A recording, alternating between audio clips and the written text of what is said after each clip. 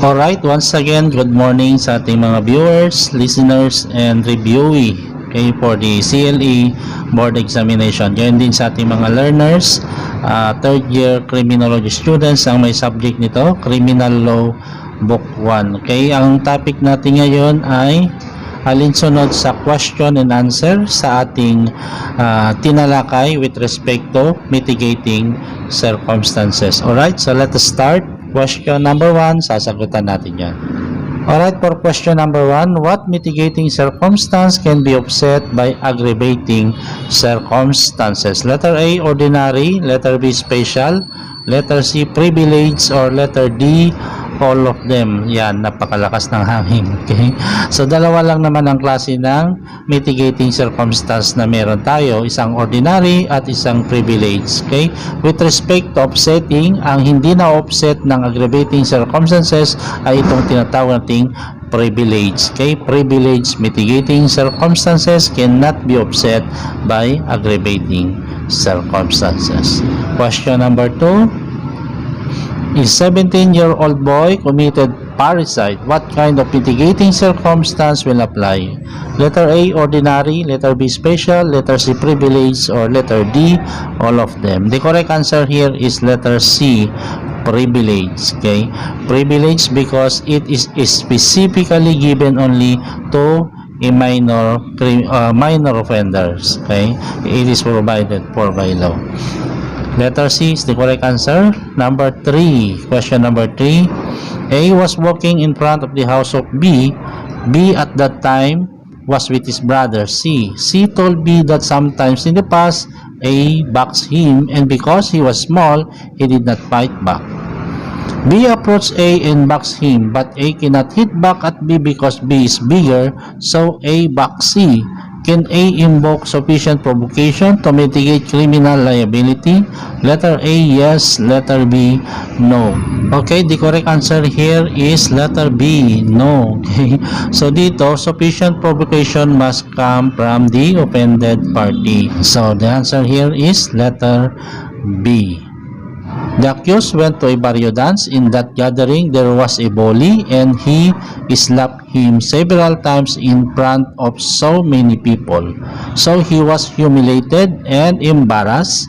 However, he cannot fight back the bully at the time because the latter was much bigger and heavier. Accused had no choice but to go home. When he saw the bully again after 22 hours, this time he was armed with a knife and he stabbed the bully to death. Is the crime mitigated? Letter A, yes. The accused was still acting under diminished self-control because he was thinking of the humiliation he suffered in the hands of the offended party. Letter B, no. The commission of the felony must be immediate to the threat or provocation in order that this circumstance be mitigating. The answer here is letter A. The accused was still acting under diminished self-control because he was thinking of the humiliations he suffered in the hands of the offended party. Ayan. So, it is not only a matter of time ang tinitingnan dito ng ating korte, kundi yung effect of the humiliation given to him by the offended party, even though it lapsed already several minutes or hours, is still considered as mitigating circumstance. Number 5. How many degree lower should be given to the accused as mitigating circumstance by reason of minority? Letter A, 1. Letter B, 2.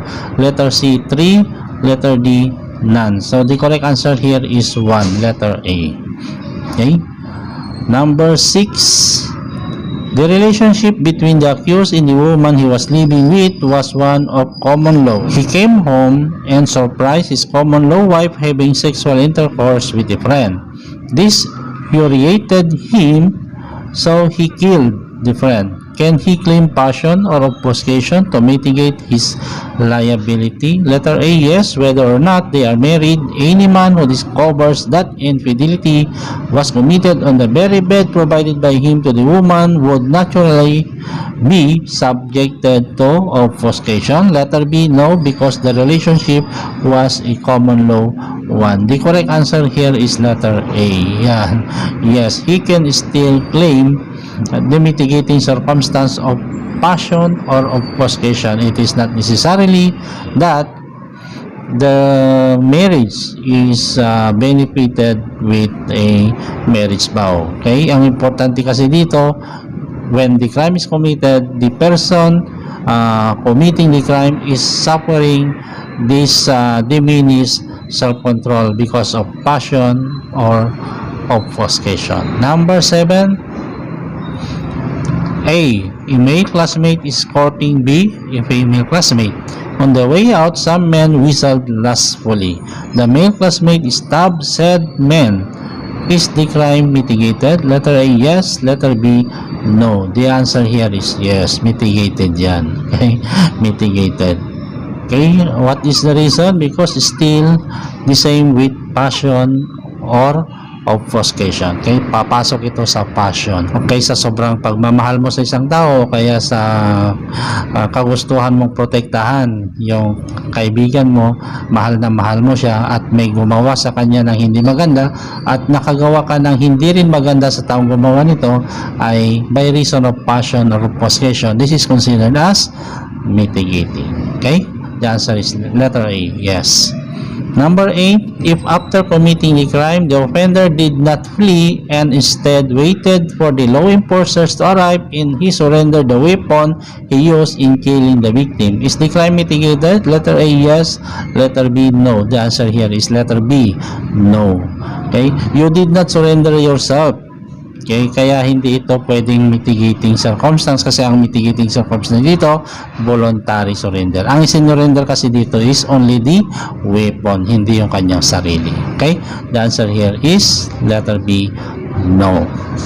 Number 9, the lifestyle of the accused is one of having so many vices. Okay, marami siyang bisyo. As a result of which, he became poor. His subsequent stealing because of his poverty can still be considered mitigated. Letter A, true. Letter B, false. The answer here is false. Hindi mo na magagamit yung mitigating circumstance dito by reason of poverty or under analogous circumstances as mentioned by Article 13. Okay, bakit? Kasi it is the person himself is at fault. Hindi niya pwedeng gamitin ngayon ang kanyang pagiging mahirap para maka-escape from full implementation of his criminal liability. Okay? So, ang batas kasi dito na aawa sa mga taong talagang dapat kaawaan. Pero sa sitwasyon na ito, maraming bisyo yung akusado. Hindi siya karapat-dapat na pagbigyan ng isang mitigating circumstances by reason of poverty. That is number 9. Number 10, where the reason for the surrender of the accused was to ensure his safety, his arrest by policeman pursuing him being inevitable, the surrender is considered as mitigating circumstance. Letter A, true. Letter B, false. The correct answer here is letter B, false. Bakit? Kasi hinuhuli na siya eh. He is already pursuing by the policeman. Ang voluntary surrender dapat bago ka hulihin, bago ka hanapin, bago pa mag-exert ng effort ang government, dapat you have to voluntarily submit yourself. Dito wala nang kawala eh. Alam niya mahuhuli rin siya anytime, kaya mas mainam para sa kanyang sariling safety o seguridad ay sumuko na lang. Tapos hihingi siya ng mitigating circumstance, that cannot be done. Okay? So, hindi ito yung sinasabing voluntary surrender. Dapat yung voluntary surrender is it is out of your volition to submit yourself before the government exerted effort to locate your whereabouts or to capture you. Okay?